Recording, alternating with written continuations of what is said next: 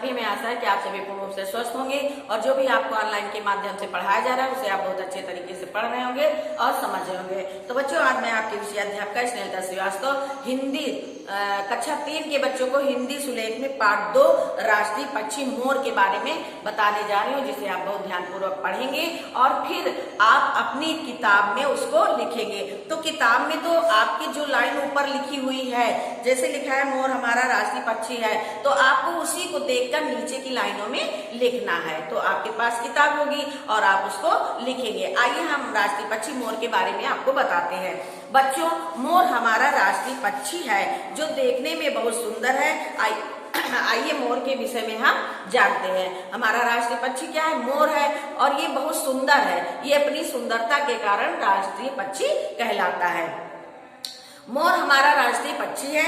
रूप और रंग दोनों में मोर अतुलनीय है, यानी कि मोर हमारा राष्ट्रीय पक्षी है और देखने में और रूप रंग में दोनों में ये अतुलनीय है, यानी कि इसकी कोई तुलना, इसकी सुंदरता की कोई तुलना नहीं की जा सकती है। इसके पंखों में इंद्रधनुष रंग बिखरे हुए हैं। इसके पंखों में इंद्रधनुष जैसे रंग बिखरे हुए हैं। बरसात के मौसम में बादलों को देखकर मोर झूम उठता है और पंखों को फैलाकर नाचने लगता है। इसके पंख बड़े बड़े होते हैं। मोर जब अपने पंख खोलता है तब वो और भी अधिक सुंदर लगता है। बच्चों, मोर जब अपने पूरे पंखों को फैलाता है तो वो बहुत सुंदर लगता है। उसकी आंखें लंबी और खूबसूरत होती हैं। हमारे देश में मोर रांची, बिहार, मथुरा, वाराणसी और राजस्थान के इलाकों में अधिक संख्या में पाया जाता है, अधिक संख्या में पाए जाते हैं। तो आपने बच्चों पढ़ा कि मोर कहाँ कहाँ पाया जाता है। वैसे तो मोर अपने यहाँ भी पाया जाता है। आप लोग जाते होंगे, अपने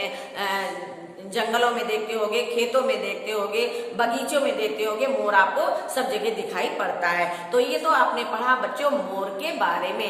अब आपको इसी जो ऊपर पंक्तियां लिखी हुई हैं, जो पंक्तियां लिखी हुई हैं, आपको पेंसिल से उन पंक्तियों को और उसी अक्षर के नीचे, जैसे मोर लिखा है तो मोर के नीचे ही आप मोर लिखेंगे और हमारा के नीचे हमारा लिखेंगे, राष्ट्रीय के नीचे राष्ट्रीय लिखेंगे, पक्षी है तो पक्षी के नीचे पक्षी लिखेंगे, है के नीचे है लिखेंगे। तो इस प्रकार आप जो है एक बार पढ़ लेंगे और पढ़ने के बाद आपको ऊपर लिखा वही देख के लिखना है। इसलिए आप बिल्कुल गंदा नहीं लिखेंगे, जैसे उसमें लिखा हुआ है ऊपर की लाइन में वैसा ही आप लिखेंगे और फिर इसको पढ़ेंगे। मोर, अपने राष्ट्रीय पक्षी मोर के बारे में और अधिक जानकारी लेंगे। तो बच्चों, हमें आशा है कि आपको ये पाठ बहुत अच्छे तरीके से समझ में आया होगा।